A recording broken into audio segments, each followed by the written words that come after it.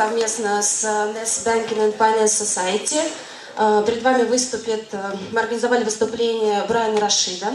Это известный международный эксперт, колумнист американского Forbes, бизнес-коуч и известный спикер в области public speaking. Собственно, сейчас передам ему слово, он за дверью, мы его позовем. Можно, наверное, поаплодировать даже.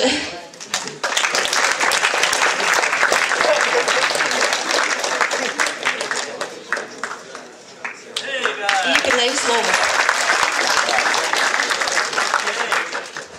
Hello. Can you guys hear me? Yeah. Okay. Guys, I'm really grateful that you speak English because my Russian is so bad. Like, I can only say spasibo. That's all I know how to say. So this would be a really long 2 hours if I was just like spasibo, spasibo, spasibo, spasibo. Thank you so much.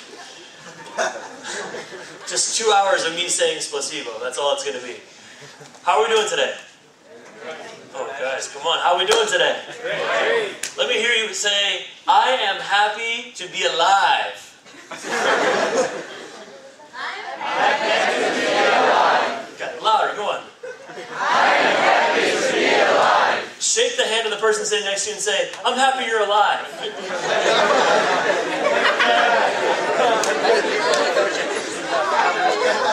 For those of you that are doing nothing right now, I'm either overestimating your English or you just don't want to participate. Which one is it?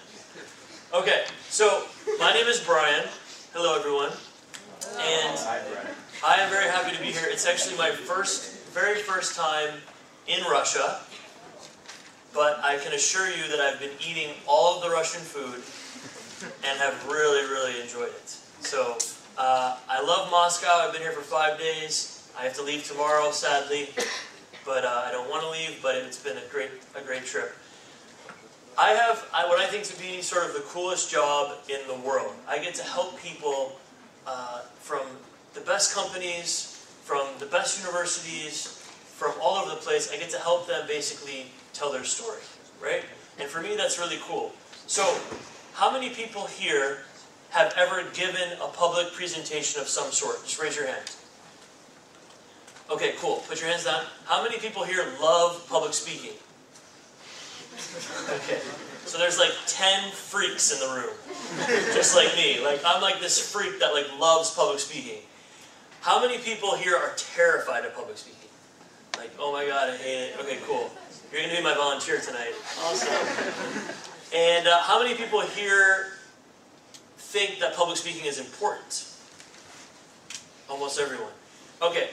When you hear the word public speaking, what words come to your mind? Just scream them out. He said, That's a good one. Center of attention. Fear, presentation, speaking. Bitching. Oh, speaking. Oh, pitching. Pitching, yes. Pitching, very different than bitching, but sometimes the same. What else? Influence, good. What else? Articulate, communicate.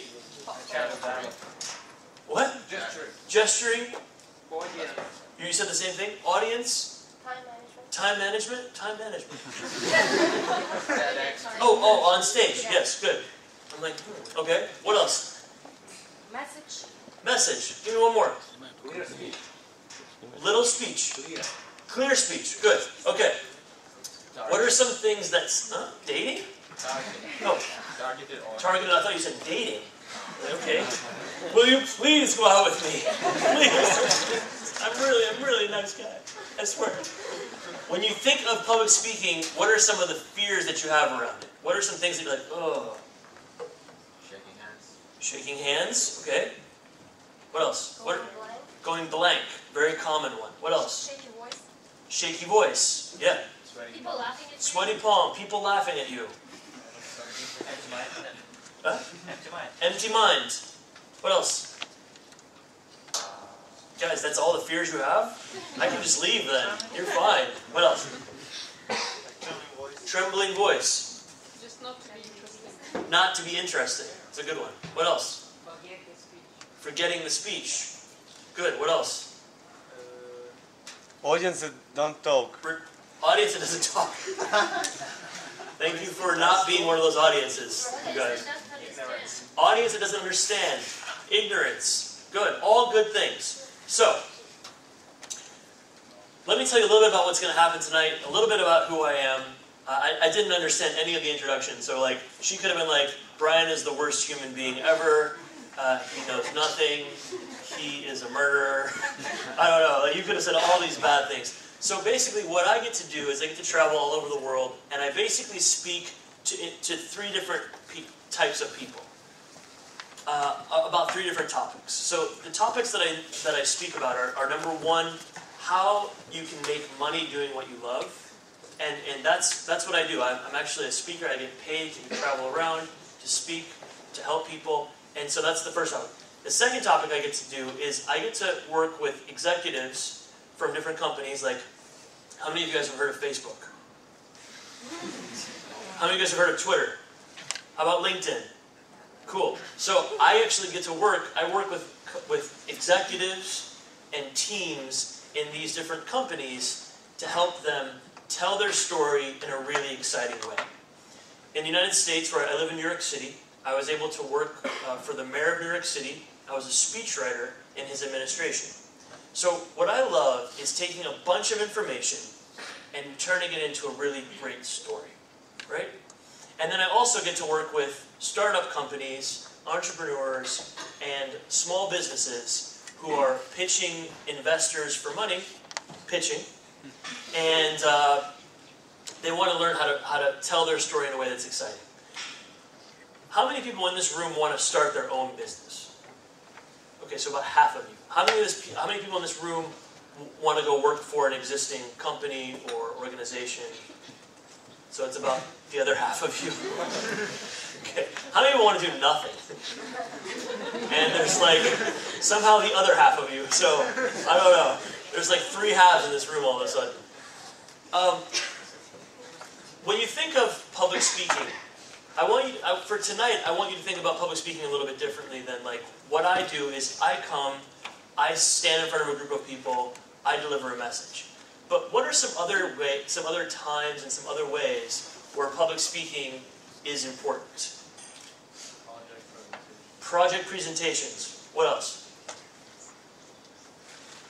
Job interview. Job interview. Believe it or not, that's probably one of the most important times to be a good public speaker.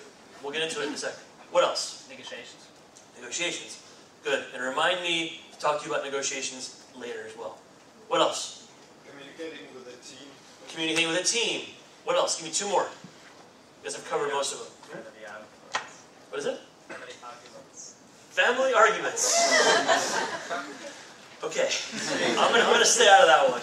I'm gonna stay out of that one. Good luck with your family. What else? Talking your way through. Oh, this is good. Who's gonna talk? You guys at the same time. Negotiation. Oh, go ahead.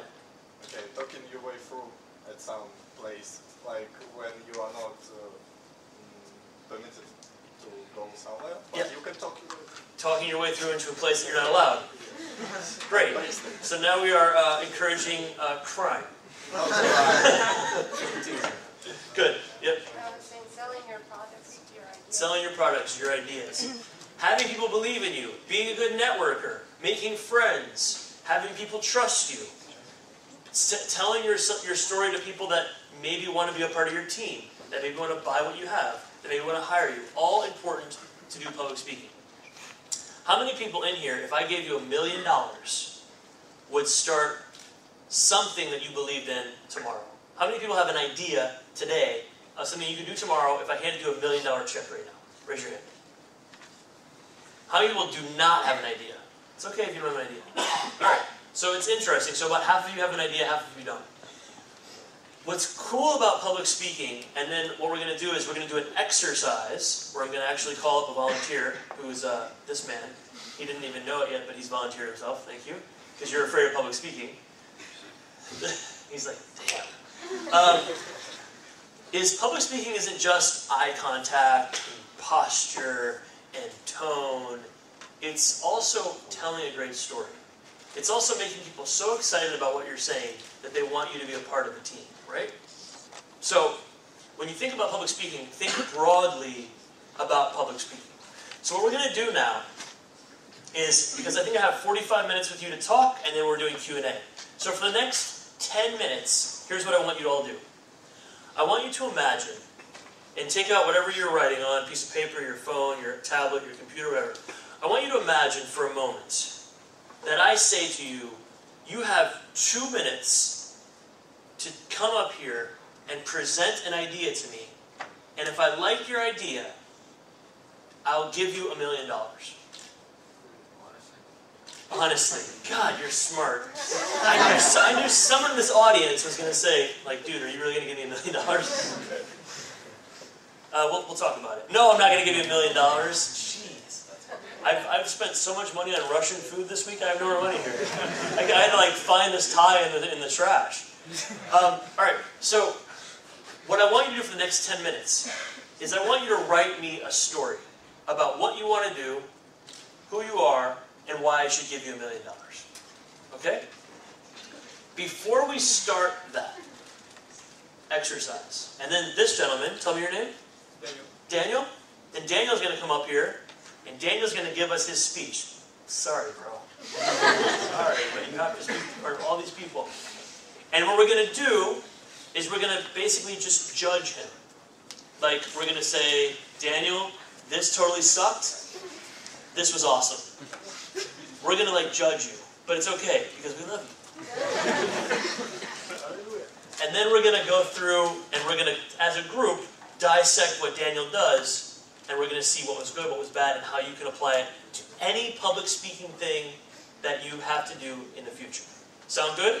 Makes sense? Does everyone understand what we're doing? If you don't understand, please ask, because this is a very important exercise. You are going to present me with a 2-minute pitch about what you want to do, why you want to do it, and why I should give you money. Okay? Anyone have any questions before we start? No one has any questions? Yes, sir? Is everyone really going to have the 2 minutes? No. Daniel's going to have the 2 minutes. And then we're going to judge him. And the rest of you, you'll be analyzing your script as we go through his. No, believe it or not, we don't have time for everyone to come up, unfortunately. It'd be like 300-minute presentation. Yeah. All right, so 10 minutes. Guys, I would ask that you do this in silence, because some people get distracted by noise, and I want everyone to be focused. 10 minutes, go. If you have questions, let me know.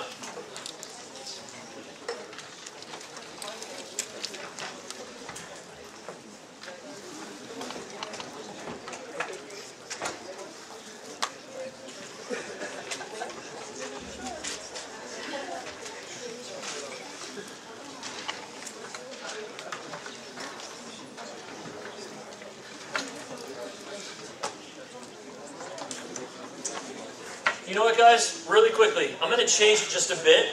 Because I thought about something. Well, imagine that you already have an idea, or a service, or a business, or a product, or anything, and you're actually trying to get me to use it or to buy it. Okay? So let's change it a bit, because I think it'll be more useful for you. You have a product, you have a service, you have an idea, you need to tell me what it is, and you need to convince me to use it, to buy it, or to buy it. Okay? Good.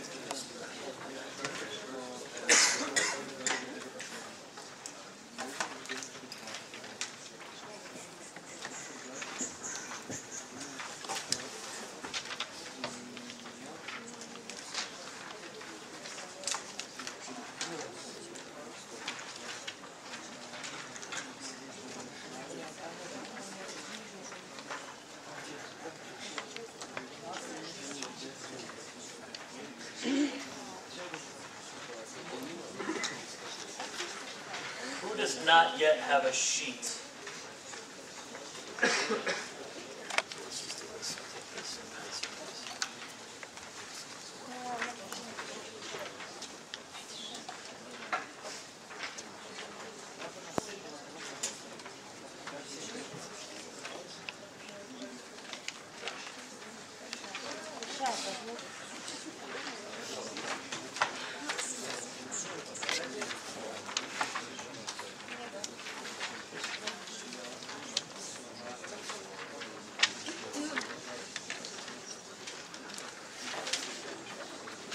Alright, so everyone should have a sheet. At this point, try to wrap up whatever you're writing in the next minute and take just 1 minute and quickly read through the prep checklist, and I'll explain what it is in a second. But just quickly give a read through to what are the points that we have here on the sheet.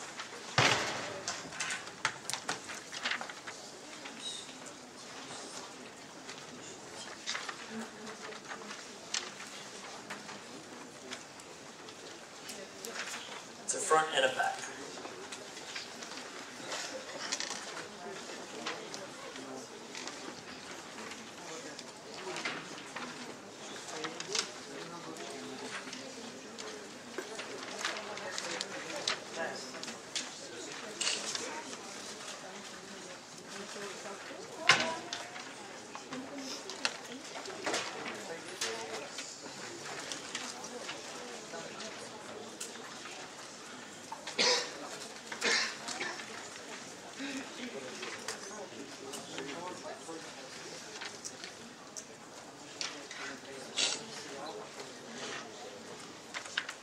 Take 30 more seconds and then we'll start.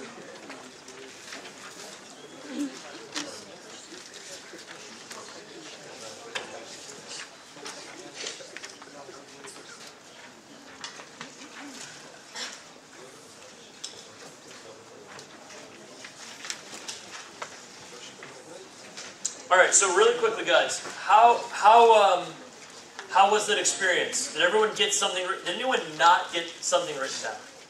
All right, great. What was going on when you were writing stuff down? What were you thinking about? What were you worried about? What was feeling good? I was looking at my product. Product was really important and useful, and try to point out some things why a potential customer should buy it or pay attention to it. So is my product important? Will people buy it? Why will people pay attention to it? Good. What else?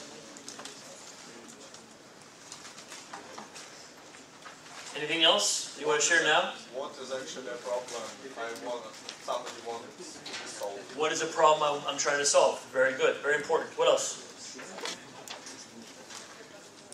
What speciality have this product? Why it's special?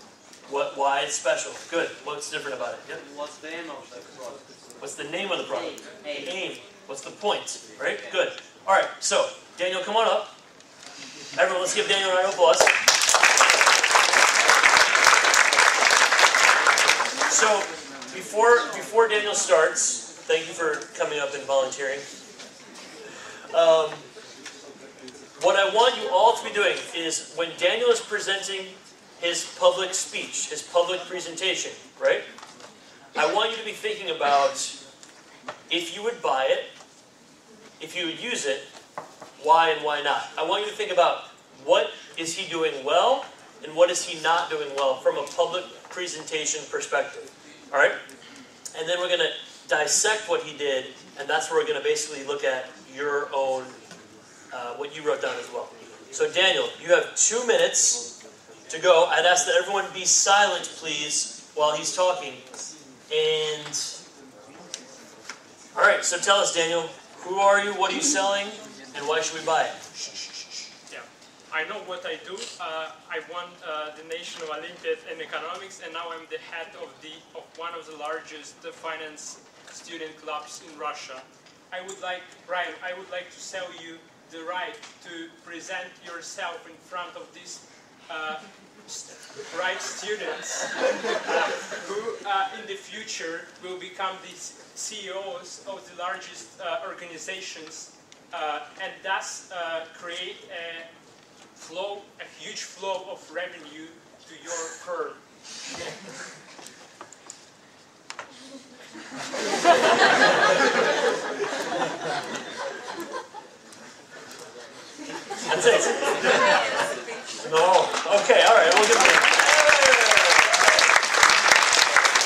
So we're obviously doing more than one tonight, so I hope someone else is ready. Okay, well, it was short. Can you just say it one more time? I was sort of anticipating it to be longer. Start over. All right, so go ahead, start again. I just want to write down everything you just said. Okay. Start again.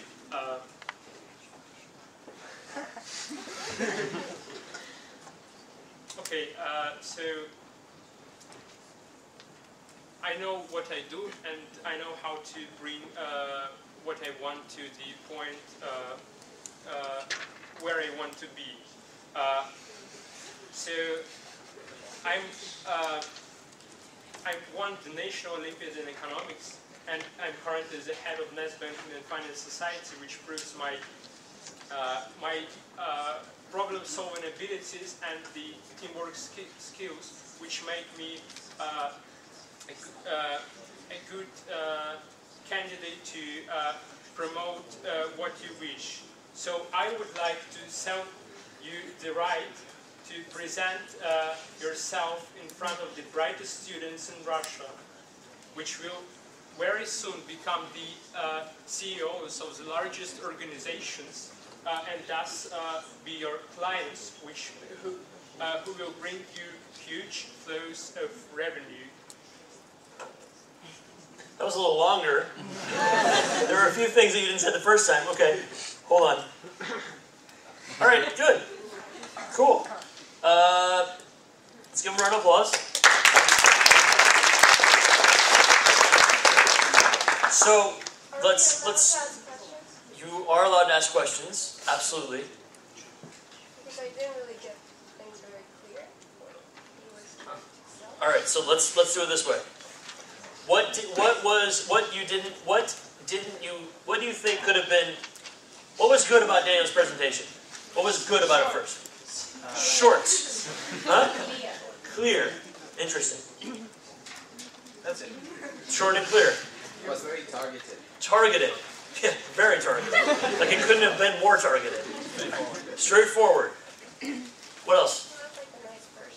He looked like a nice person. He looked like a nice person. Okay. These things actually do matter. Congratulations. You're a nice person.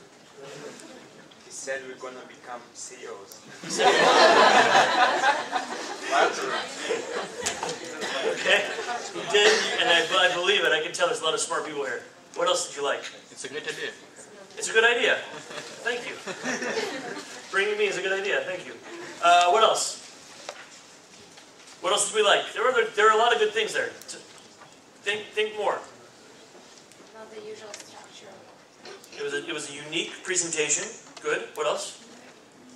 It's kind of really interesting that he offered you quite special product that is really the product of 21st century. So he offered you not like something to buy, but the opportunity. So Good. kind of trade the information.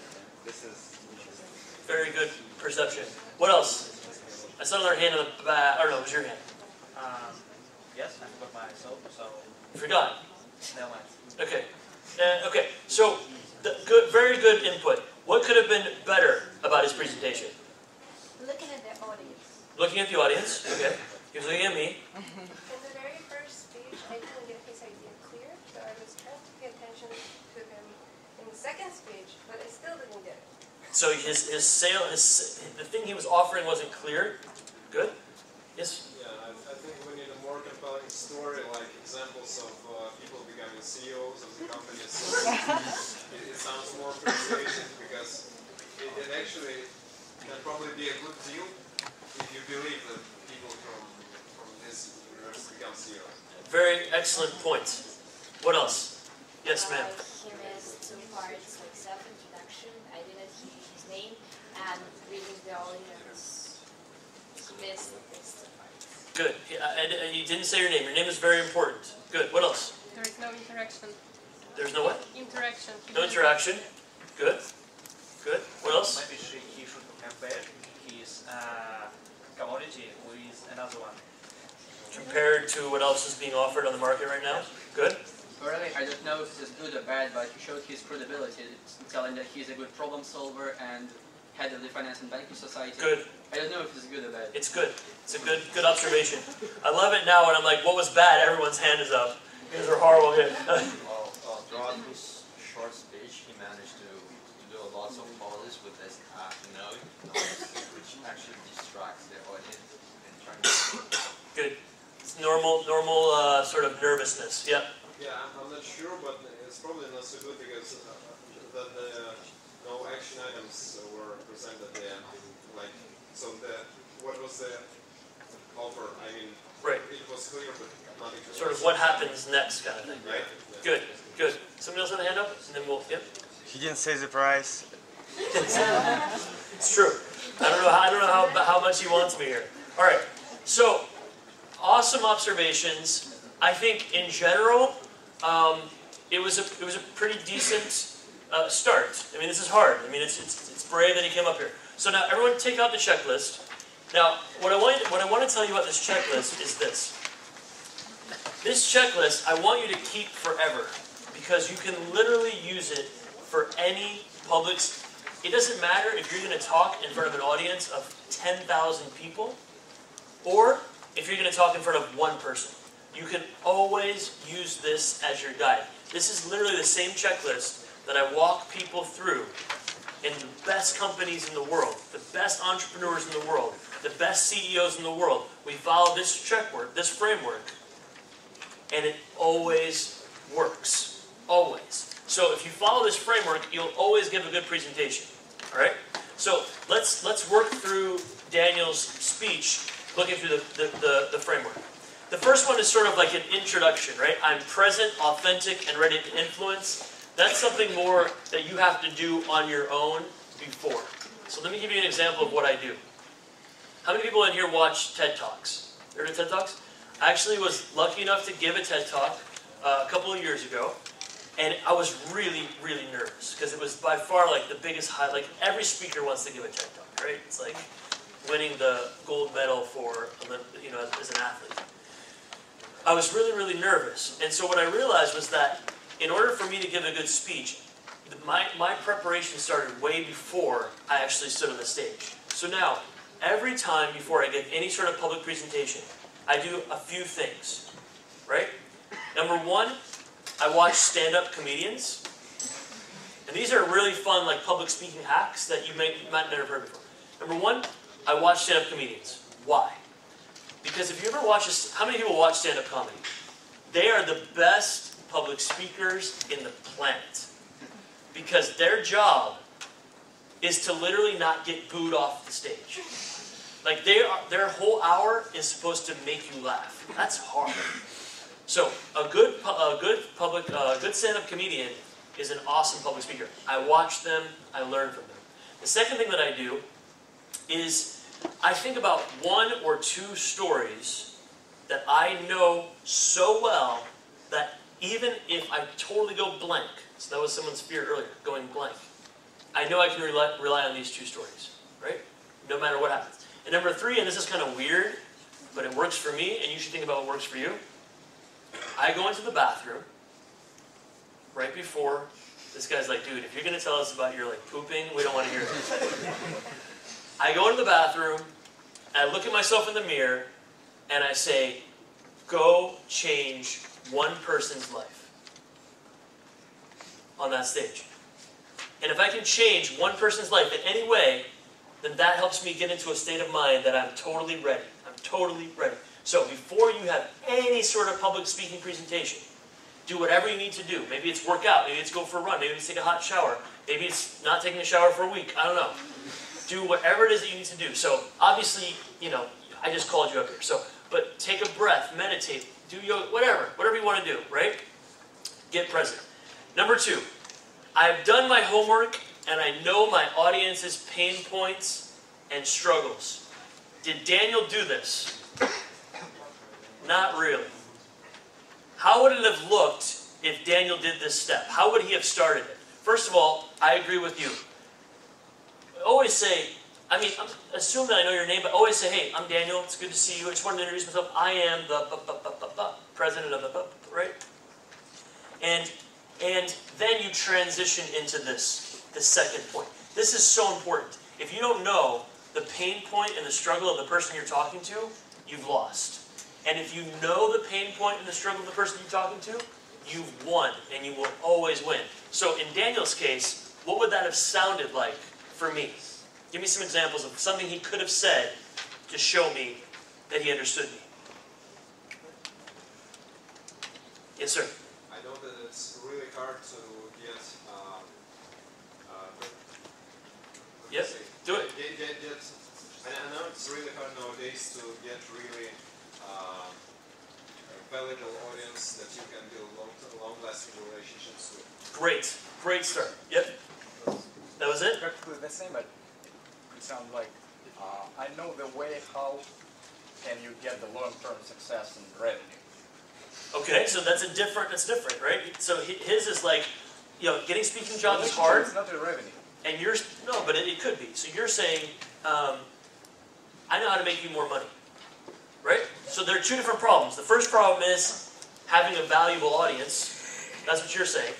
The second problem is, I know it's hard to make money as a speaker, and it is hard to make money as a speaker. So either of those things would have caught my attention. What else could he have said? One more thing. Those are both good. What else could he have said? Say something about you being in Russia. Like what? Like, it's a long journey to be here, and finally you're here, and thanks for, and something that is related. Brilliant. So you've touched on my time, you've touched on my money, you've touched on my network. Do you want to change, like, 100 people's lives? Ooh, you guys are good, man. You guys are good. You've touched on my heart. All are very important. So if you put those things together, boom. So hey, Brian, my name's Daniel, and I just want to thank you for coming here. I know it's hard. It's a long flight. Listen, here's what I know about the speaking industry. Because I am, who said the thing about credibility? Credibility? This is where he says credibility. I'm the president of the banking, the banking.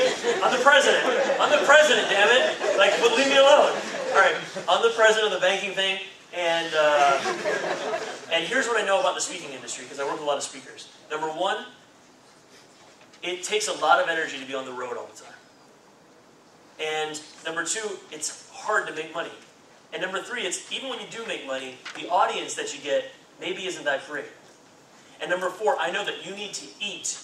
I know that you need to be able to pay your rent, to be able to keep doing what you want to do, which is touch hundreds of people's, or thousands of people's, or millions of people's lives.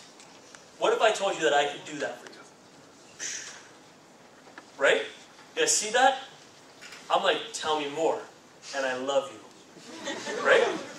That's number two. Does everyone see that? Yes? Raise your hand if you see that. Cool.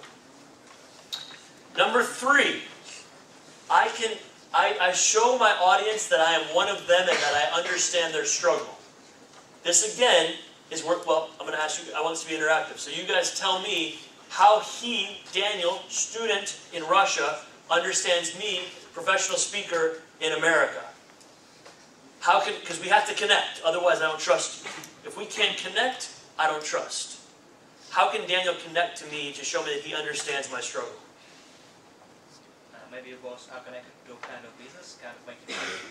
Tell me what it is. I mean, you both have to communicate with plenty of people, different people, and persuade them to do something, and give them some ideas, some points, and make different of them. Give me an actual sentence. So let's continue the speech. Hey, I'm Daniel. Blah, blah, blah. I know that it's hard to bum. Yes, and also I know how hard it is to make new ideas, to communicate with people. I've gone through it myself. Good. I have gone through it myself is always a great line. I know how hard it is. I've gone through it myself. Very good. What else? I also want to be a public speaker. Ah, interesting. Why do I care about that? Why do I, as the person he's going to hire, care about that? It's a pretty strong bond between two of you. And you want to change people's life?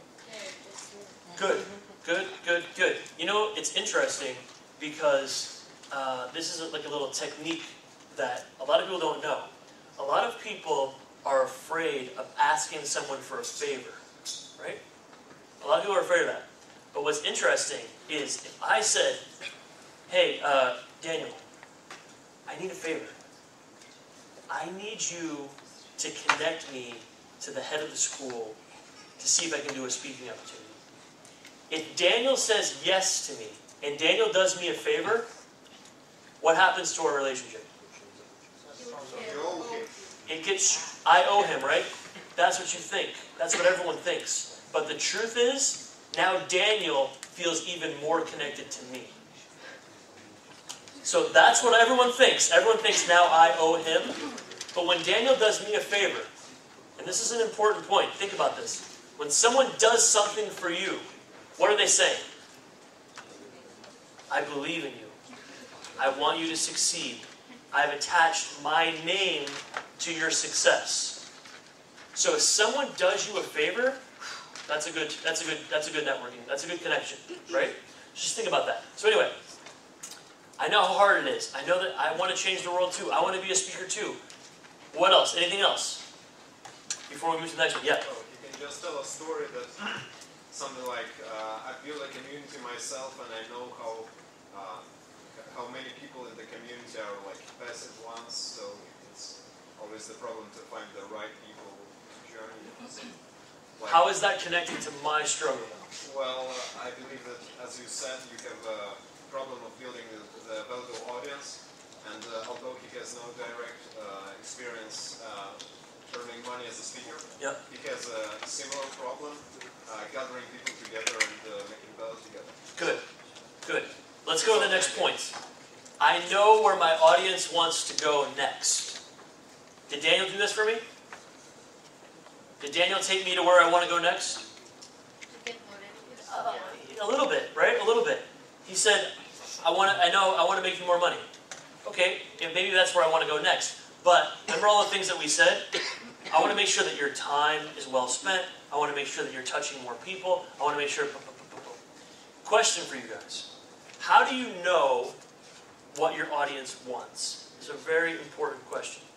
How do you know what your audience wants? How do you know what their pains are, their struggles are, their frustrations are? How do you know? To talk to one of them. Huh! Brilliant! You're a genius. You talk to them. Like humans. What else? You can prepare beforehand. How? For example, we are like all students of the same college. Yep. And you as a speaker could have, for example, you could have learned the name of the society Daniel represents because they're organizing the meeting. Good. Yeah, that would have been a good preparation for the... Great. And I was kind of messing with him. I actually have prepared. I've asked several questions about the students. But good observation. I'm glad you're paying attention. What else? These are both excellent. What happens if I can't talk to all of you? What happens if I can't talk to all 150 students in the audience? Who do I talk to? The leader.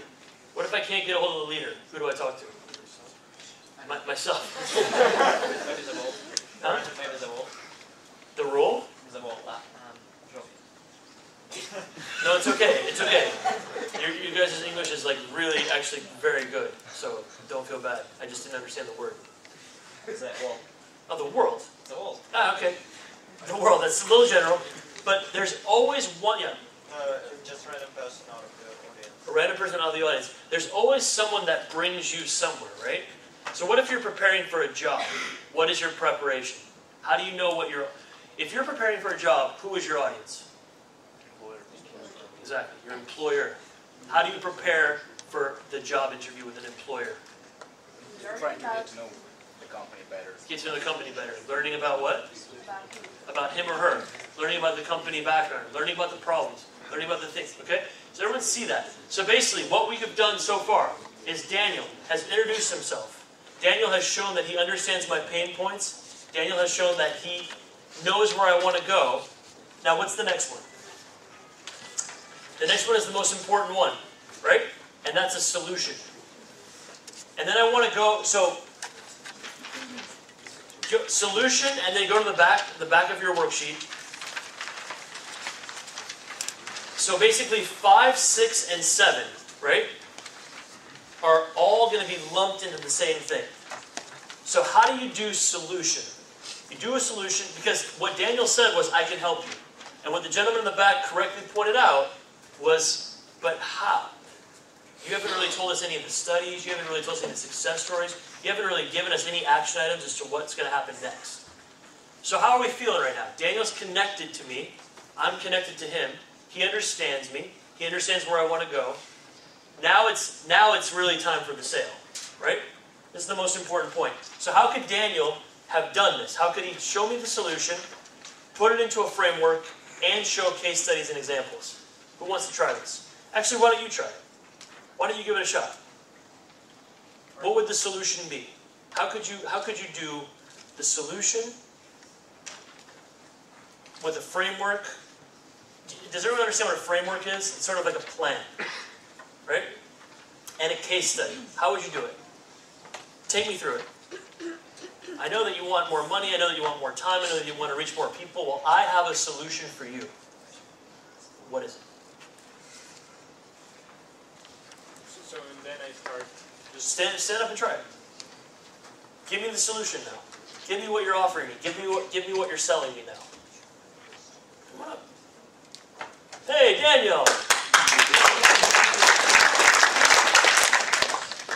Okay, cool. So what are you proposing? So I would like to sell you the right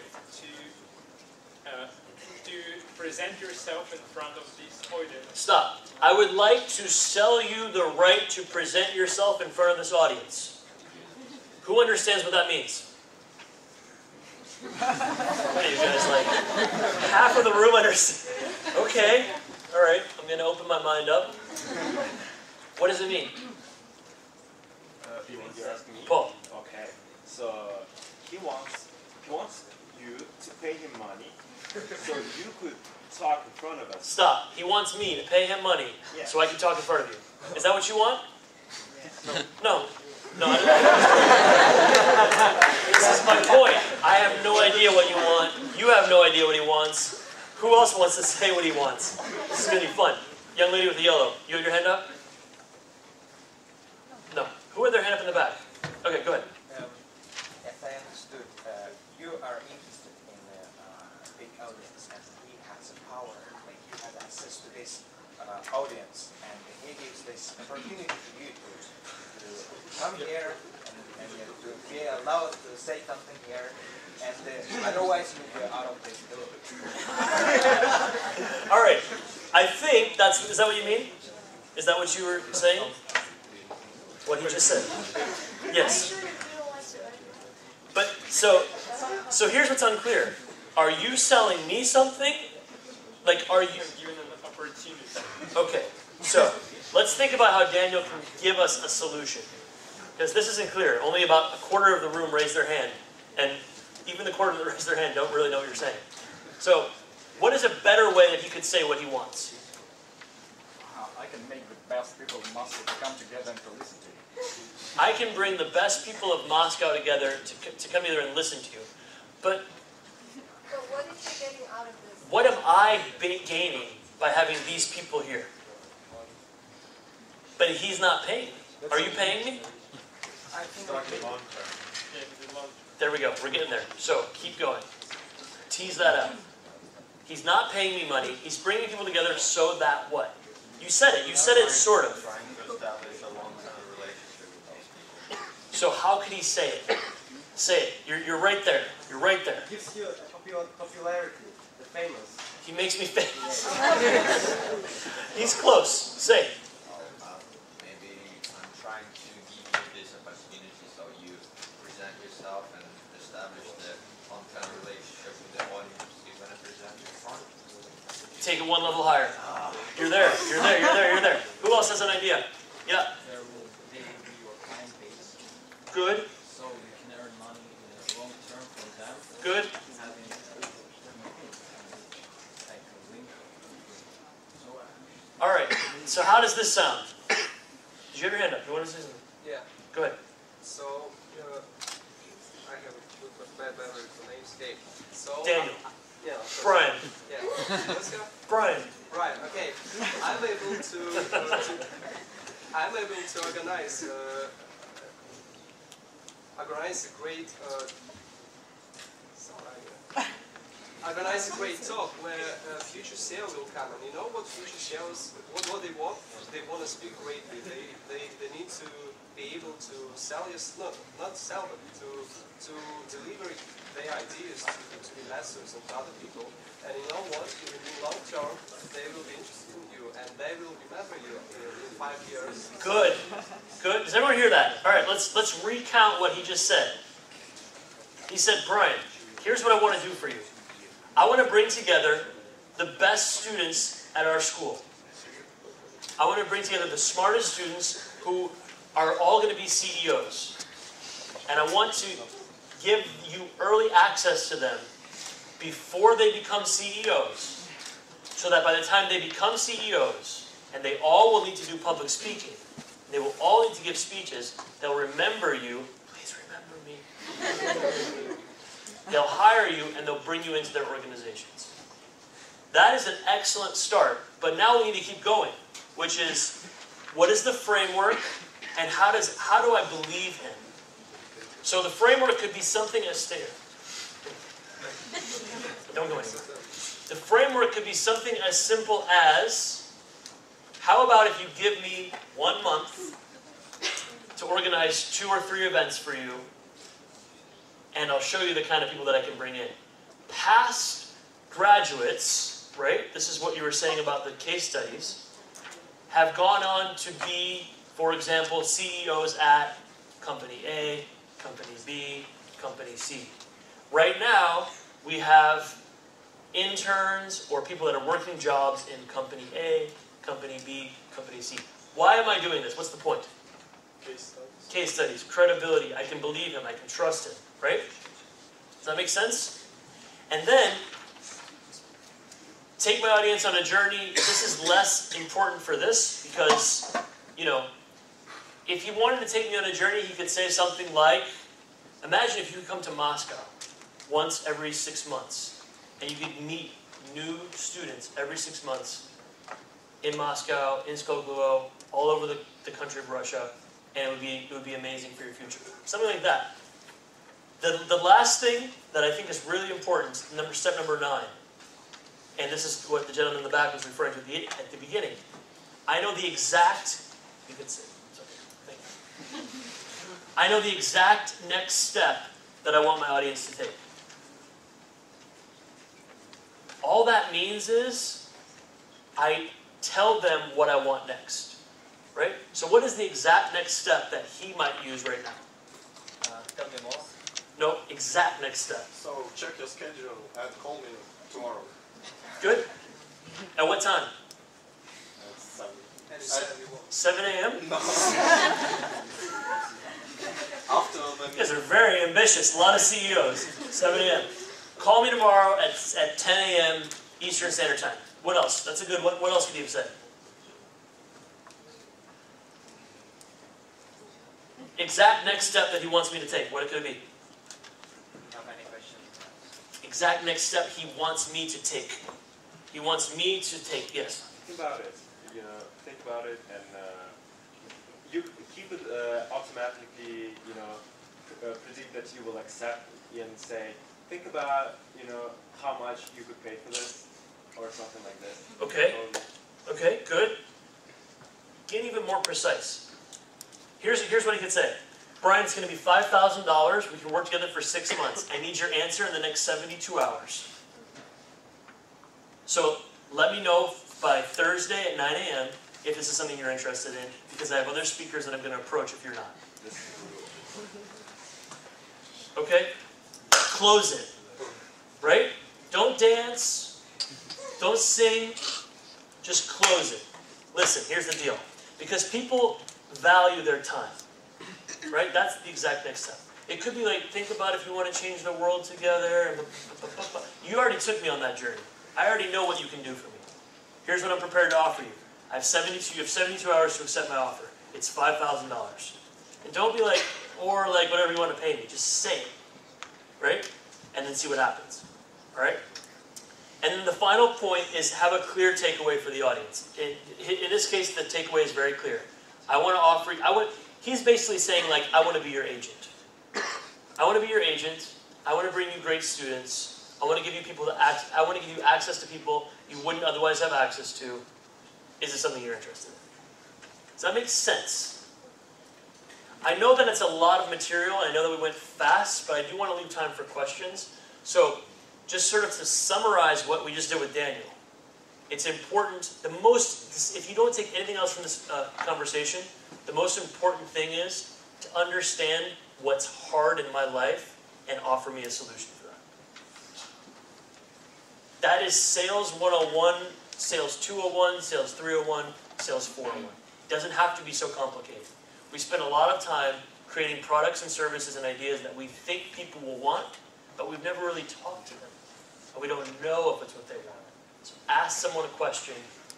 What is frustrating to you about your job or your business or your book? If you have a solution to that, then offer it to them. All right? So Daniel, good job. Now, I want to take any questions. I do want to mention something about negotiations that's been very helpful for students that I've talked to in many parts of the world. But I want to take questions first.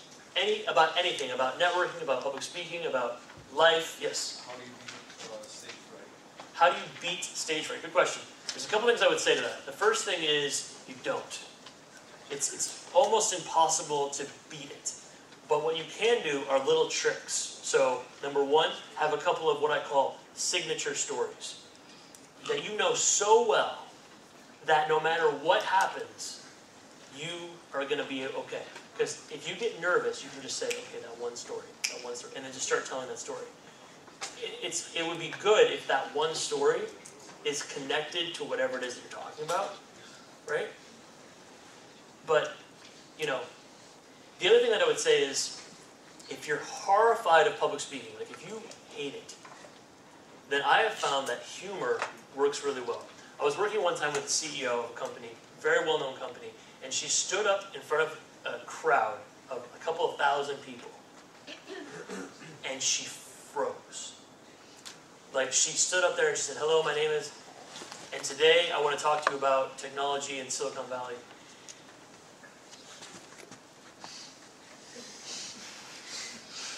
Like this. 2,000 people. Silent. And I'm sitting in the front row and I'm just like, fuck. I'm fired, I'm done. I better find a new client. And she stays silent for like 35 seconds. Which is a long time, right? And finally, you know what she says? She says, forgive me, I'm really, really nervous. And you know what people started doing? Clapping. And she was like, you could just see, she was like, and right away she remembered. So if you hate public speaking, chances are 90% of the people in the audience also hate public speaking. And if you make a joke about it, like, oh my God, I hate this. I hate being up here. Like, I hate it. How many people here hate public speaking? And they're like, yeah! And now all of a sudden, you guys are like connected. So, number one, I would say, have a signature story. Number two, if you freak out and if you totally bomb, make a joke about it. And number three, what I think is really important for mentality is you have to know that, like, so I look out here, there's like 150 of you, right? And I look at you and I think to myself, like, how cool is it that 150 people are here on, what day is today? Monday night, at 8 o'clock at night, wanting to learn. I can almost guarantee you that not one person in this audience came and said, yo, I hope this dude sucks. Like, I hope this dude blows. I hope he's awful. Like, please make him awful.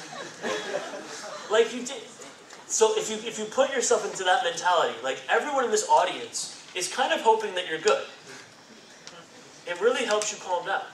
Because all my job is to teach you one thing.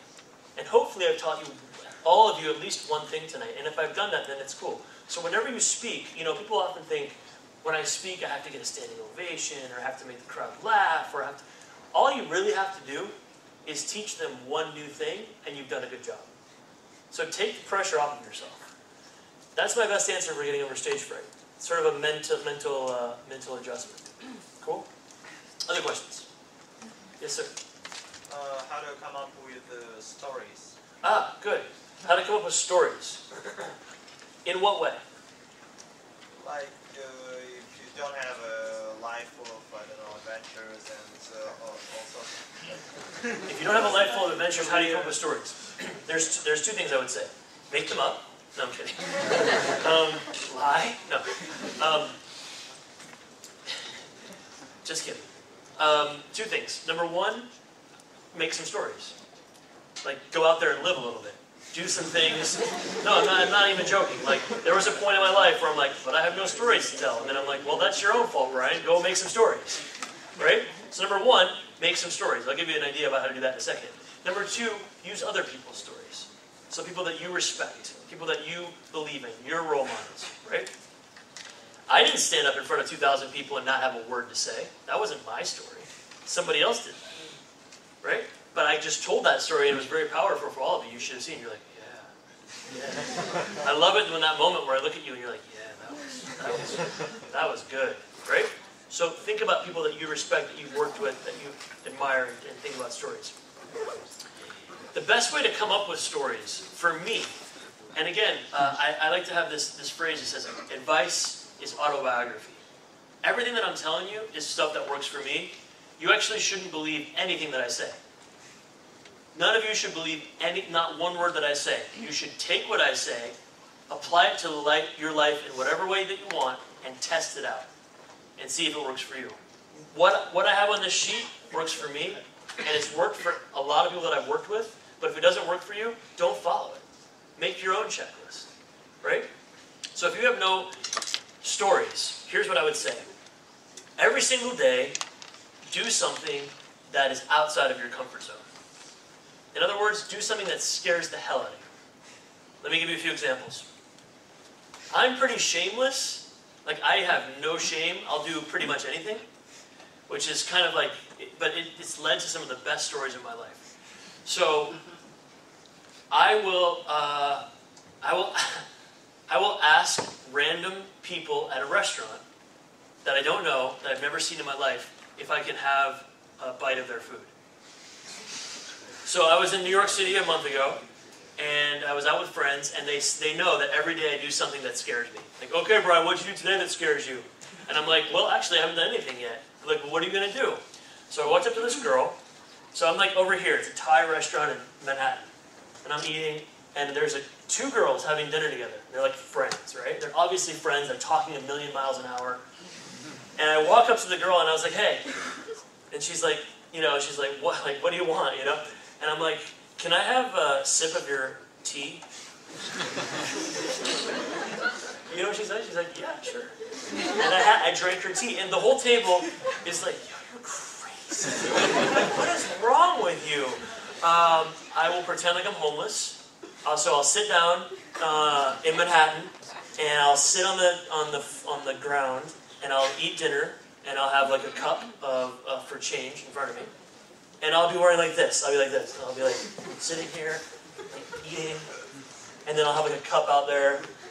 And no one gives me money, like, ever, you know? But it's just sort of that. And then I'll do things like that every day. I'll do something every day. And for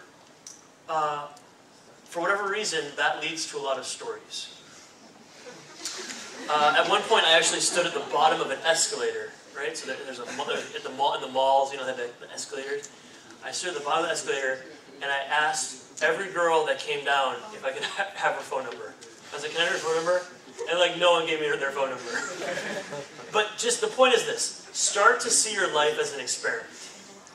Every day, so what I try to do is once a week, every week I try to do an experiment every day. So my latest experiment is I negotiate everything. So like I went into Starbucks and like bought a coffee, and the guy's like $3, and I'm like, can I give you one? And he's like, no, it's $3. And I'm like, okay. And I give him $3. Get used to hearing no.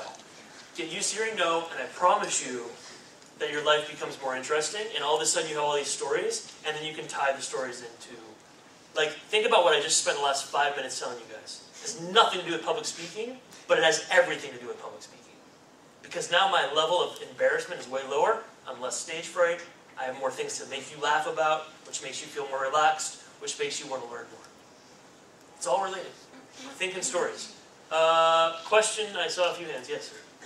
So you mentioned watching stand-up before public speaking. Yes. Who is your favorite? Louis C.K. is my favorite. He's so funny. I have a new favorite comedian. Her name is Marina Franklin. She's an African-American woman who was raised in between the suburbs of Chicago and the south side of Chicago, which the suburbs is like really, really rich white. The south side of Chicago is like really, really dangerous African-American. She's hilarious. Louis C.K. in fact was just in New York City at Madison Square Garden. Marina Franklin opened for him. She's hilarious. In fact, Marina Franklin, talk about experimentation, I heard her on a podcast once, so I wrote her a message on Facebook, and I said, I think you're really funny, do you want to have dinner with me? And she wrote me back, and she's like, yes, Sundays are usually good. She's like, thank you for the compliment, like, it's nice of you, Sundays are usually good. And it just so happened it was Sunday, and I was like, how about tonight? And she's like, okay. So we had dinner like a month ago. She's really, really funny. Really funny. So Louis C.K., Marina Franklin, Jimmy Fallon. I love Jimmy. In fact, Jimmy Fallon, do you ever knows who Jimmy Fallon is, right? Okay. So Jimmy Fallon has a show, and he does this thing called hashtags. Have you guys heard of this? Where he basically creates a topic. Actually, I watched this one today before I came here. He creates a topic, and people write in on Twitter about it. So the one I watched today was hashtag weird shit I do, I think it was, or weird things I do, or something. And this girl wrote in and she said, hashtag weird things I do. Sometimes when I'm in a sad mood, I get into the shower, turn the shower on, start to cry, and pretend like someone just broke up with me in the rain. So funny. Hashtag weird shit I do. I just love stand-up comedy. Actually, I kind of like secretly want to be a comedian, so I don't know if you guys think I'm funny or not. But, okay, so other questions? Yes? What are your signature stories? Signature stories. So I have several, but it depends on the audience. The first one is I was a college football player in the U.S., believe it or not. I know I look very scary. But quarterback, the one that throws. I know, European, soccer, football, but we throw. Well, so I played college football, and then I actually suffered a series of really, really big concussions, which made me quit, which made me realize the power of my mind, because I was in a very dangerous place mentally. I couldn't see colors. Everything was green. Everything was like the color of your shirt. I couldn't communicate sentences very well. I was sick.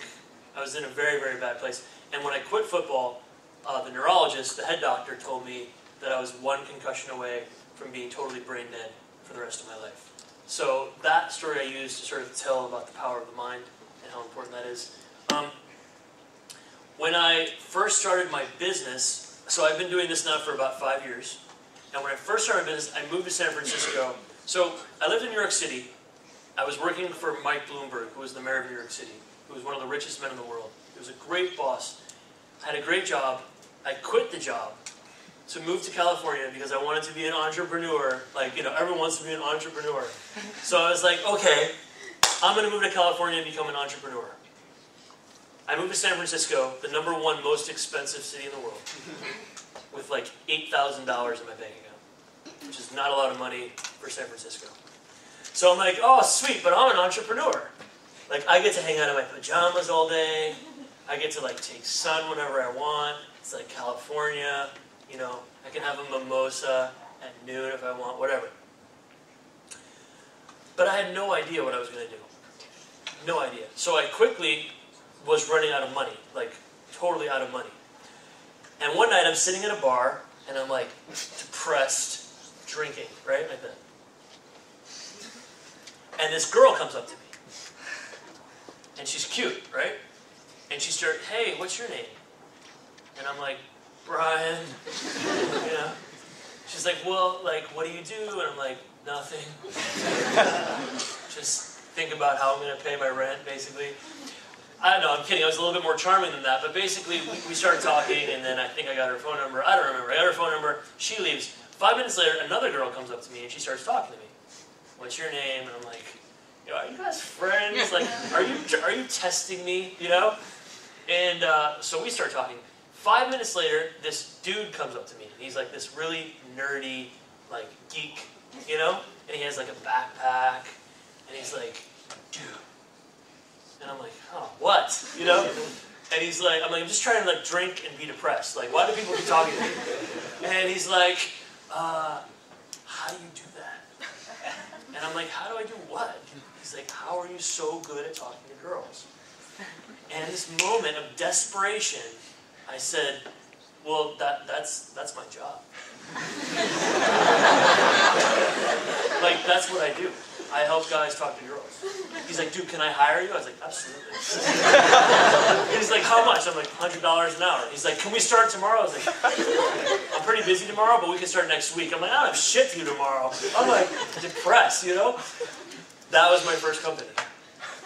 I called myself a social liaison, and I hated it. It felt awful. I did it for 2 months, and I quit. But here's the thing. So that's the signature story. My third signature story is what happened after.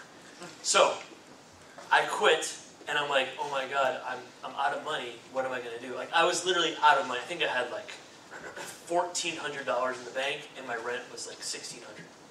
So I'm like, all right, this is not good. Like, banking, you guys, finance guys, like, $1,400 in the bank, $1,600 in the rent means that you're fucked, right? So I'm like, okay, what am I going to do?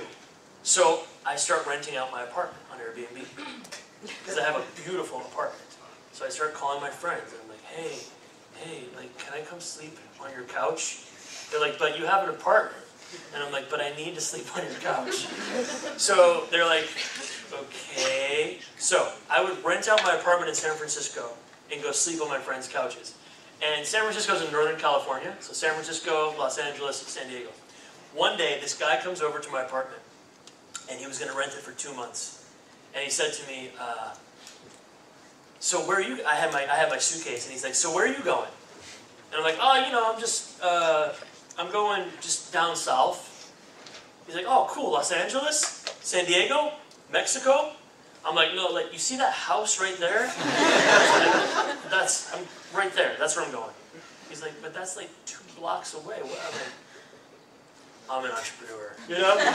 So those are some signature stories that I use when I talk to students, because everyone has this, I call it entrepreneurship porn. Like, everyone, like, I want to be an entrepreneur. I'm going to leave my job today and become an entrepreneur. Should I do it? I'm like, definitely not. Definitely don't leave your job today. Wait until you're making enough money to live independently, or making as much money as you're making in your job, and then leave. So I work it in, you know? I work it in. Those are a few of my signature stories. I bet you're glad you asked that, like 20 minutes later. And then, no, I'm kidding, that's the last one. All right, other questions? Yes? Speaking of brain dead and negotiation. Yes. How you remember things that come up on the go? Just, you cannot remember them in force, or you have to do that. How do you do that? Good question. So are you asking how I do it personally? Remember things to come up later with them. Yeah, so I have worked really hard on my brain. And that sounds kind of funny, but it's true, because I literally, like, if I wanted to say, good question, that's a great question, here's what it would be like. In my mind, I'd be like, that's a great question. It would be like 3-second delay. And it was so frustrating. And it was very scary. And so, what I do to keep my brain sharp is every single day, I write down 10 ideas. And if I keep saying, like, if you take nothing else from this talk, this is the most important thing. This is also the most important thing. So, like, knowing your customers' pain points and solving them is number one. Number two, I really think if you want to basically keep your brain sharp, it's a muscle, right? Like Stephen King, who was one of the best writers ever, said if he doesn't write every single day, it takes him 2 weeks to get back into writing flow. The brain is a muscle. If you don't walk for 2 weeks, your legs atrophy, right? So every day I write down 10 ideas. They could be for me, they could be for my friends, they could be for business people. And I've actually been able to make a lot of money for me and also for other people because I write down ideas, right? And so what could these ideas be about? Like today, the 10 ideas were 10 things that I could say in the presentation that would make the audience laugh. Tomorrow, maybe it'll be 10 ways that I can make my mom smile. The next day could be 10 business ideas that I could give to Ruben and Guyana to grow their business. Anything. Here's the most important thing. 99.9% of your ideas will suck. They'll be awful. Almost every single one of my ideas is terrible. Terrible. But one idea is good. And if you can get one out of every 1,000 ideas to be a good idea, then you're going to be in good shape. If it's for you or if it's for somebody else. So that's what I do to keep my mind sharp. In terms of remembering things about other people, I write down notes. So if you and I talk about something, maybe tonight I'll go home and what's your name? Ivan. Maybe I'll go home tonight and I'll say, Ivan had a question about remembering things. And it'll just be in my mind. And if I come across an article that makes me think of something in negotiations and remember it, I'll send it to you. But you don't need to think about remembering every single... The things that are important, you'll remember. And the things that aren't important, you won't remember. You only have limited capacity in the brain to remember things. Don't stress yourself out trying to remember everything. Does that make sense? Cool. Yes? How do you stay on message while doing long speeches, and how do you keep track of time? I don't, obviously, because here we are, like, I'm way off message. No, I have an outline. I mean, what part of the speech is learned by heart and what's improvised? At the beginning, I think 85 to 90% was learned by heart, and then I did 10% improvisation. Now I'd say it's like 50-50. Because for me, the fun of this, like if I stood up here and gave you the exact same speeches I give every single group, I travel so much that it's like culturally I have to think about fun things to say, right? That are going to like connect with people, like making jokes about my Russian language tonight, right? That was the first thing I said to you guys and you all laughed. Because you were like, oh, cool, like he's identifying. Like for me, what I was trying to say to you was, I appreciate it that you've invested in yourself to learn English. Because now we can have a conversation that we couldn't have had if you hadn't. Because I, unfortunately, don't speak Russian. So that's what I was trying to say at the beginning, right? That was improvisation. I thought of that right when I walked in to make a joke about Russian. Half and half. But I'd say most of the time, for you guys, if you're not doing what I do, which is literally stand up in front of people and talk, if it's a job interview or a networking event, you can stay to a script, hit the major points, but find something that you can connect with. And then in terms of timing, I sort of just know from doing it, like here's where I want to be at this time, but practicing helps. Early on I would rehearse speeches 6, 7, 8, 9, 10 times even in my apartment, looking at myself in the mirror. And the other thing about stage fright is, and just in general, because it was something that we talked about with you, Daniel, is that oftentimes we don't know the nervous tics that we're doing. Like you probably didn't know that you were doing that. Videotape yourself talking. It's very important. Videotape yourself talking. What I used to do all the time, which was crazy, I didn't realize it, but I would say the word like constantly. So he was like walking down the street, and then like he told her that she should be careful of the ice cream because it was like not that good today, and I was watching and I was like, I think I said like 150 times in the 30-minute speech, and that's bad. But I would have no idea. So videotape yourself talking. Very important. Even if you're preparing for an interview, just to see how you move and talk, blah, blah, blah. Good. Other questions? По-русски тоже можно задать, если кто хочет. Yes, we do have a translator. See? What if I spoke fluent Russian and I was totally messing with you guys? Like, I understand everything. Well, so, this is something that's been bothering me for some time. You told me that you've been... It's not you, it's him. Oh. I'm kidding. Okay, so you said you've been traveling different countries and giving a talk and such. but do you think that this kind of style works in every, because you know, like if you look at, say, Japanese or Koreans, the way these leaders speak in front of people, they have their own style and they don't talk like a bot, for example. I mean, it's a great question, and I think that the parts that we covered tonight, generally from my experience throughout Europe, throughout the Middle East, throughout South America, generally work, which is this: find someone's problems, solve them, connect with them, build trust, show them how you're going to do it, show them why they should believe you, and then make a direct ask. Basically, if you think about what we did tonight, that's what we did. The rest of the stuff, culturally, I think it's a great point. You should be careful of.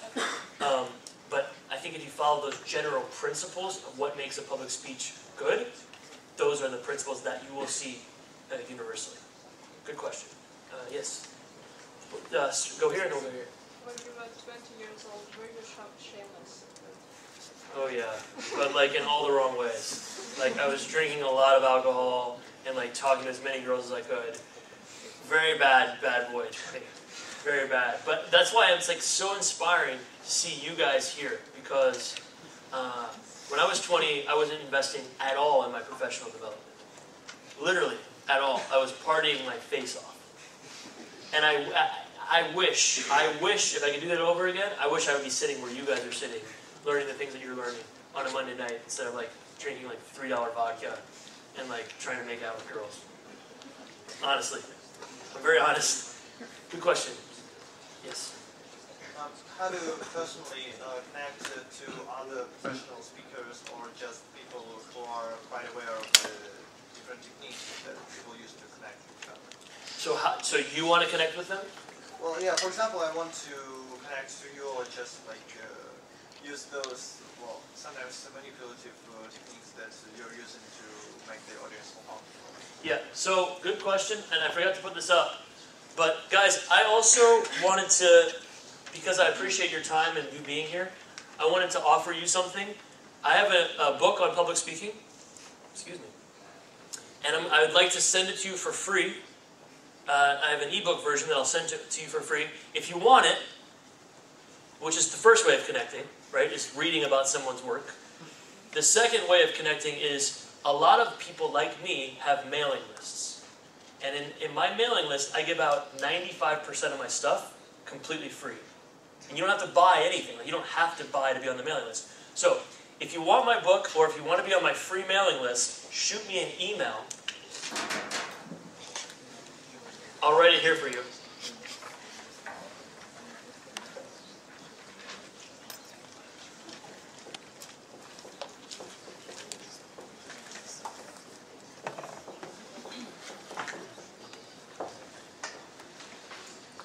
So this is my email. It's connect, C-O-N-N-E-C-T, at brianrashid.com. So it's BRIANRASHID.com. If you don't mind, because I get tons and tons of emails, if you don't mind, in the subject line, just write free ebook or mailing list. One of those two things. And I'm happy to send you the ebook. It's a quick read. The title is Mastering Public Speaking in 60. It's your hour, Mastering Public Speaking in 60 minutes. It was designed, I wrote it so that people could read it in 1 hour. I know that we're all busy. So shoot me an email. So that's what I would say. A lot of these people that you think are so out of reach are actually, they have mailing lists, they send out free. You know, for me, at the very beginning, I used to take every phone call, every meeting, and someone would say, like, I want to sit down with you and learn about your career. And unfortunately, the more I've sort of grown, the less time I have for that. So what I'll do is I'll put it all into like a mailing list, for example, where I'll send you content for free. And that's what I would say. So please do connect with me on email. And email me that and I'll get you to the fund. The other thing I would say about your question is figure out a way to help the people that you want to meet or that you want to develop a relationship with. I used to do this thing where I would write really famous people emails and I would say, hey, for example, how many people watch Shark Tank? You ever watch? No, this must be an American thing. Who is someone famous that you guys like? Tony Robbins. Okay. So, if you wanted to meet Tony Robbins, I used to do something like, I would write, let's say I wrote Tony Robbins an email. I would say, Tony, I love your work. I want to help you. How can I help you? Good strategy or bad strategy, and why? What do you think? It takes effort from the person, right? Exactly right. I've just made you do more work, because now I have to sit down and think, what do I need help with? And who is this guy? I know nothing about his skill set. I know nothing about that. I know nothing about... Now I have to research him, see what he's good at. So it's a good intentioned approach, but it's the wrong approach. Instead, find something that you know for sure Tony Robbins needs. Find something that you know for sure you can give him, and pitch him that. You'll get a response 1 time out of 100, but it's like the ideas. 1 idea out of 100, if it hits, you could become a millionaire. Seriously. Happens all the time. So I wanted to mention that to you as well, about connecting with people that you wanted to connect with. Other questions? The gentleman behind you. Yeah. You said about podcasts. What are your favorite podcasts and why? My favorite what? I'm sorry? Podcasts. Oh, podcasts. Podcasts, yeah. I have a few favorite podcasts. I like the Tim Ferriss show. Have you guys ever heard of Tim Ferriss? He wrote the book, The 4-Hour Workweek, which is a great book if you're looking for a book recommendation. 4-Hour Workweek. I listen to his I basically listen to 2 people's podcasts. I listen to Tim Ferriss, and I listen to a guy named James Altucher, who gets really, really interesting people on his podcast as well. And then there is another podcast I like. It's called Freakonomics Radio. Has anyone heard of Freakonomics Radio? It is unbelievable. I love it when people around the world have heard of things. It's just, technology is incredible. The idea of Freakonomics is it takes assumptions and it flips them on their head. So, for example, what do you think is more dangerous if you have a 6-year-old child? Having a loaded gun under your bed, or having a swimming pool? When I got that question, I said, oh my God, of course a loaded gun under the bed. It turns out your child is 1,000 times more likely to drown in a swimming pool than get shot from that loaded gun in your bed. The reason I like the book is that it tells you to take everything that you've ever been told is true and turn it upside down. And if you take nothing else from this talk tonight, number 3, don't believe anything anyone says to you. Seriously. People told me at the beginning, you're crazy, you'll never make money as a speaker, there are so many speakers out there, it's impossible, the road is forever, don't listen to them. You'll never be able to write a book. Every single person in this room tonight, tomorrow, can start to write a book. Why? Amazon. You can self-publish on Amazon. There are no more gatekeepers. You want a radio station? Start a podcast. You want your own TV station? Start a YouTube channel. Everything that existed 20, 30, 40, 50 years ago to keep everyone at bay? No, ABC said no to your TV show. Sorry, the radio doesn't want you. Sorry, the publisher doesn't want your book.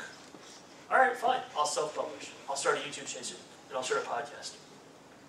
There are no more gatekeepers. There are no more people telling you yes or no. You can do it on your own. That for me is really, really exciting. That for me is every single one of you can have a book about anything. And maybe if you don't think you have an interesting life, your book could be called My Boring Ass Life.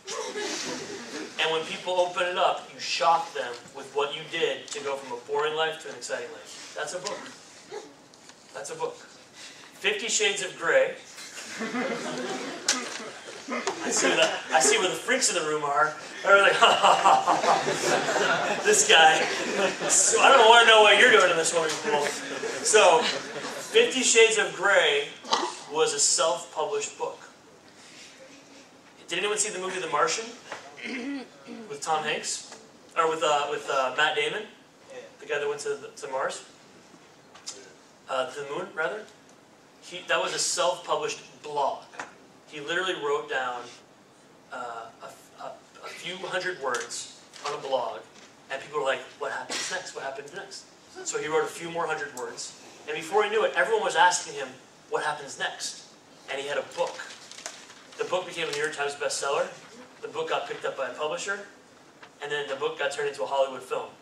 Right now, publishers, at least in the United States, will not sign you until you've self-published something so they can see how it did. They're using it as a vetting process. So the gatekeepers are totally gone. What was your question? Podcast. Podcast. See, I don't stay on train. But that I would start with those three, and then see what happens. Good. Other questions? Yes. What are your main tips for presenting a startup to investors? What are your main tips to presenting a startup to investors? That is a 3-hour training. but I'll give you the short answer. Number one, know who you're talking to. Why does this investor care about you? Why does this investor care about what you are doing? Number two, show them the success of your team. The team, more than the product, is what they're investing in. Right? Number three, if you have traction, show them traction. And number four, show them that this is a huge market. Show them that the market is ripe for growth. Those are the quick answers. Yes? What about using gimmicks and moments during the speech? Using gimmicks? And mimics and moments. I mean, how you move, how you smile. How you move it. See, there's a lot of people that teach you when to smile and when to move and what to wear. I just don't believe any of that stuff. Because if all that stuff was true, I mean, you don't want to be like, hey guys, thanks for coming tonight. I can't wait to teach you about public speaking. You know? If you're like a weirdo, but in general, I think that the best public speakers are just like themselves. And just kind of chill. Like, I'm not really trying too hard to like make sure that all my movements are right. But videotape yourself, and if you're like walking, you know, I like to public speak. Hello. I think public speaking is very important. Hello. You know, it's like just watch yourself. If you're like a normal human being, then you'll be fine. I would put more emphasis on the content and less emphasis on the delivery. Good question. Who else? Say that again? You wanted to talk about negotiation. Negotiation. Thank you so much. This is important, and I'll close with this. Oftentimes, I don't know how it is here in Russia, but in the United States, when you're applying for a job, the question that you will get, if they're interested in hiring you, is what is your salary requirement? Do they ask you that here in Russia? Yes. Good. So usually what they want is a range. So like what would you accept as a range? All right? What happens if you give a number, you've basically cornered yourself into a box. So let's say I want to hire you. Let's say I ask you for a range. Let's say you say between $50,000, I don't know what that is in your currency, but like $50,000 to $70,000. Let's just use it, $100,000. Let's say I want $100,000. All right? What you've done is you've basically just boxed yourself into a range. So, and I was telling the group before, even if they'll never, ever offer you more than what you've said, ever. So, even if they were going to offer you $110,000, and you're like, well, it was just $10,000. If you stay in that job for 10 years, that's all of a sudden $100,000. So, instead, and in fact, I write for a magazine called Forbes magazine. Do you guys have heard that? Yeah. I don't know. I never know. Like, and then I make that, and everyone's like, "Yeah, of course you heard." So I write for them once a week. I write about in their leadership column, and I wrote a post that said, "Why your future boss is trying to rob your money." And that was actually I put that one on Facebook because Forbes wouldn't let me gatekeepers are gone though. I put it on Facebook, and a lot of people liked it. So instead, try this technique. So the boss says to you, what is your salary range? You say, listen, you're the expert here. You know the company's budget way better than I do. Make me an offer, and if it's something that feels good to me, then we'll move forward.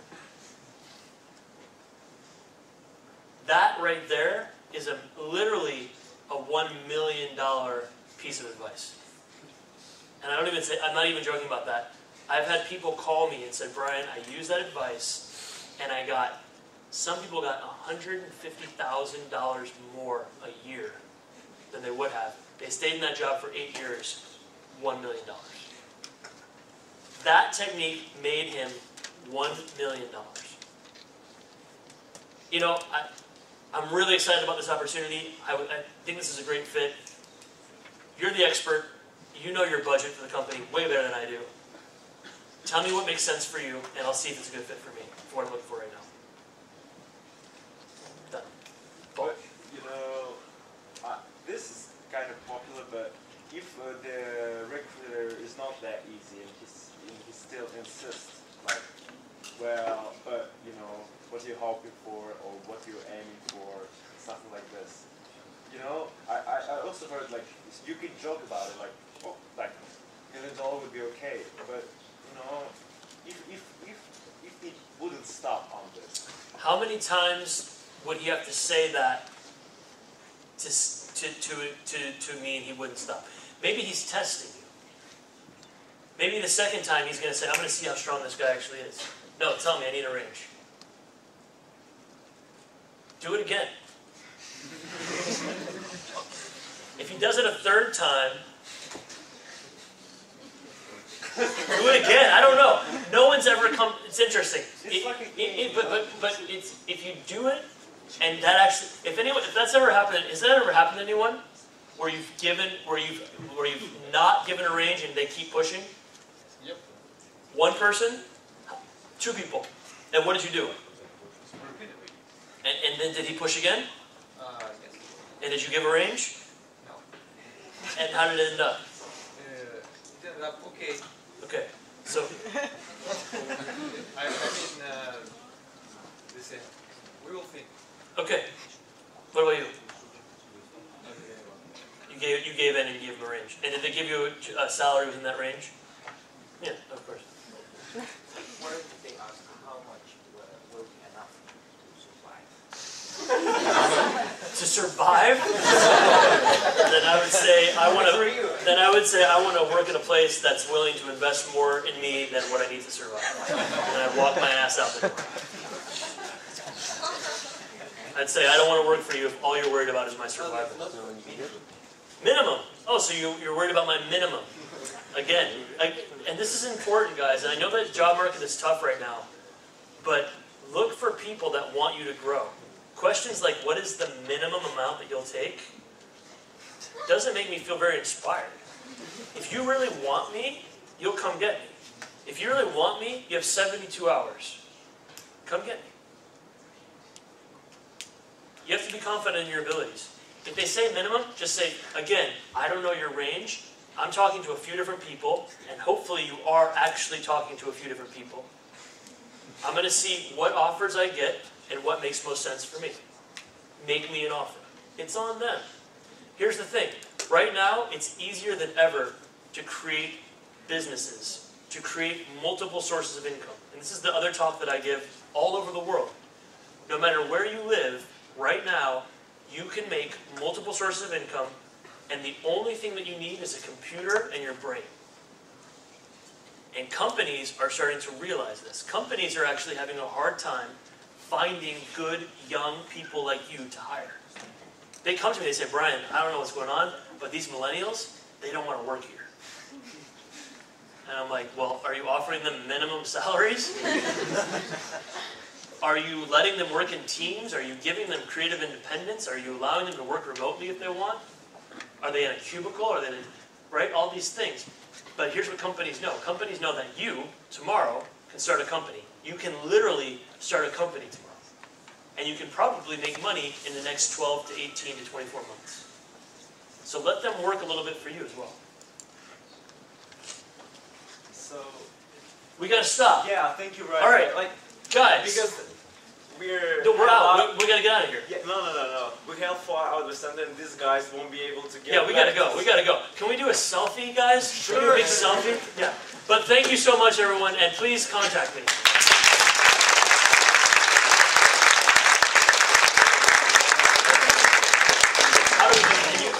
I could make photos of all of this. Or you want to? Yeah, no, it's all. But can we get everyone in one photo? Yeah, sure. All right, guys, come on, let's get a photo, please.